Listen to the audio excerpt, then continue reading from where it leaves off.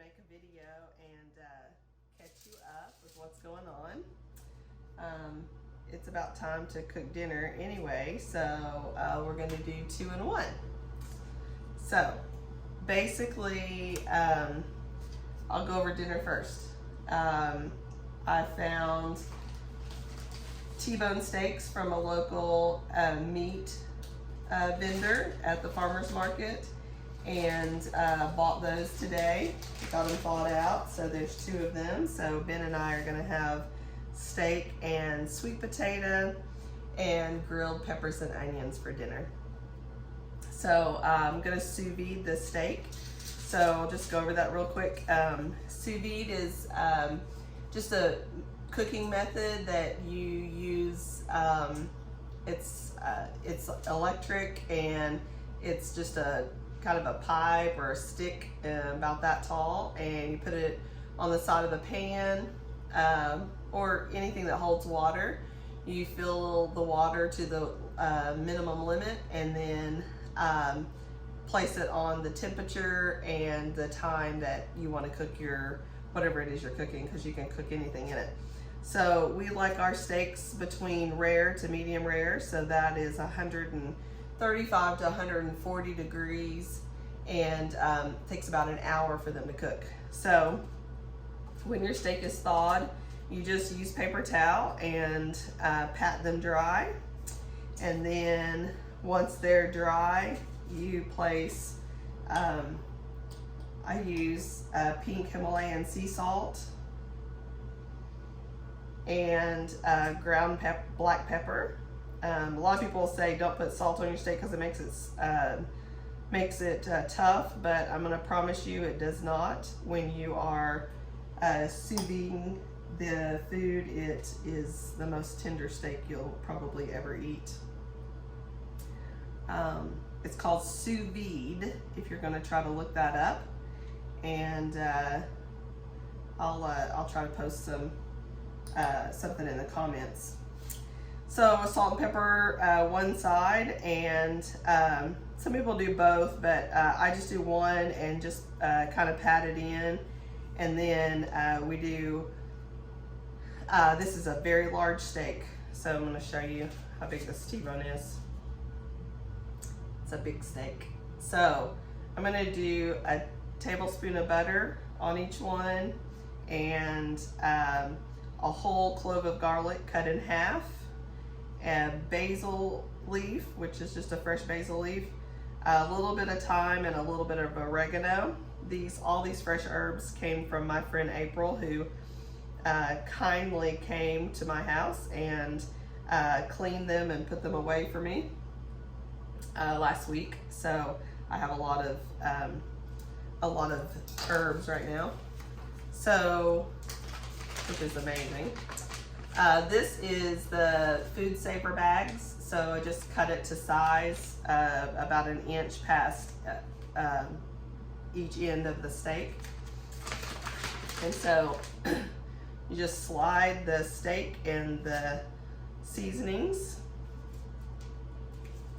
into the bag, and we'll seal it up, and do that to the other steak as well, the second steak as well, and then we'll place it into the sous vide cooker, and it'll be done in an hour. So that's how you do the steaks. As far as the potatoes go, we have a choice. You just need some kind of oil on the outside of them to cook, in my opinion, so that the skin becomes a little crispy, and then you can actually, the skin is good to eat. It tastes good. So I usually use butter, but I happen to have some bacon grease left over from dinner, and I'm actually going to wash my hands real quick. And so I'm going to use bacon grease and salt on the outside of them instead of butter. So I just barely touched that steak while ago with that hand, so I thought I better wash it. So I'm going to rub bacon grease on the outside of them, and then place them in foil with a little bit of salt. And I've already just washed them, of course, and stabbed them and done all that so that they don't, you know, explode while they're cooking. So you don't want to use too much grease or butter, because if you use too much, you know, it'll like start frying in there and be crazy. So that is it. Some people, actually my grandson was the last one to ask me, why do you wear an apron when you cook? And I say, well, most of the time when I'm cooking, I don't always wear one, but most of the time if I do, it's because it's a great towel to wipe your hands on. So you can transfer bacon grease from the outside of a potato to anything else, so no need to wash your hands, just need to wipe them off and your hands are nice and soft. So I'm gonna put a little bit of salt on these and then put them in the oven. I do 350 for about an hour. It takes an hour for the steak to cook also, so it just sort of works out. Kind of nice. After the steak comes out of the sous vide, you actually do need to pan sear it to get that crispy edge. You can also do it on the grill, but we like to just pan sear them on top of the stove and get them crispy. So that way they're nice and pink, almost red on the inside, and then crispy on the outside. So that's our favorite. Anyway, so that's dinner. I'm gonna keep working on it while I talk to you about what we have done. So since our last video, we had the celebration of life event for Scott, and I think it went really well. There was just really one part that I was not happy with, and really it was completely my fault.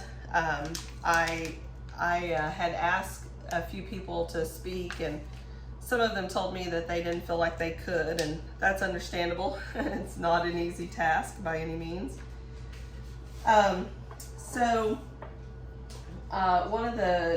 One gentleman that I asked to speak is a really dear friend of ours, and we have been working alongside him and his staff and his family at Alma Animal Clinic for a few years now, and I had a last minute change in the schedule of speakers, and I just, you know, didn't have my wits about me and really messed up and didn't get him up on the stage to speak.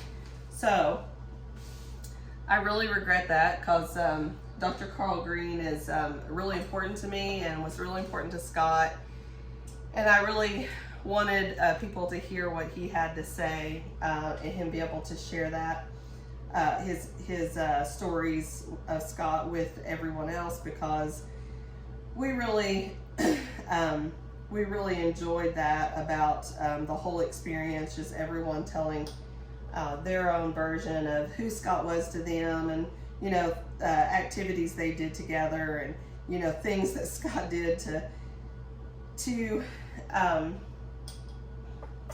you know, get them, make them laugh, or try to embarrass them, or whatever it was he was doing that day.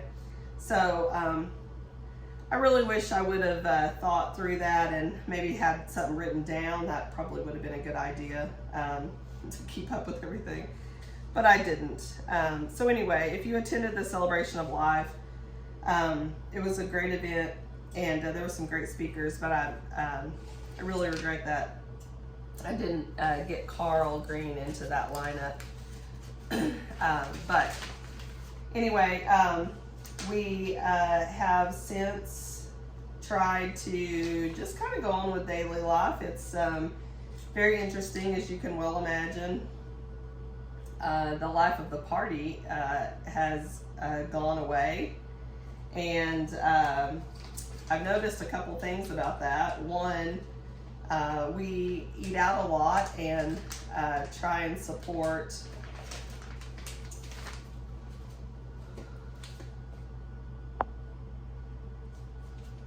I think I paused there for a second because my battery's running low. Anyway, I was just saying there's two things about trying to get on with daily life is as a family, we eat out a lot because we work late, and you know, we just have busy schedules. So when we go to a restaurant now, a local restaurant, most of the time, when the waitress, waiter, or hostess recognizes myself or our son Ben, they usually immediately follow that up with, oh my gosh, where's your husband? So he was appreciated, his sense of humor and his just him as a person by many, and it's a constant reminder. So that's interesting. The other part that's interesting is I've actually gone into a place and sit down, and I don't think anyone really noticed because there wasn't really any shenanigans going on. No one was making funnies with the wait staff or do anything like that. So it was just like a regular customer sitting at a table, and I ate with my friends and left, and not once did I have to say, he's just joking, or you can ignore him. If they were unsure about how to respond to what was going on, it was just kind of casual. So anyway, 2 different experiences with eating out these days. So we're eating at home tonight, and we ate at home last night as well, and we're slowing down a little bit, so we're our work schedule's not near as crazy, and so we can do more cooking at home. So that's pretty neat. Ben is planning on moving to Denver eventually, so we're working on settling that, and I am going to do some traveling. So hopefully we'll do some updates for you in the future, and maybe do a little travel vlog. So I appreciate you guys, and thanks for watching. Talk to you soon.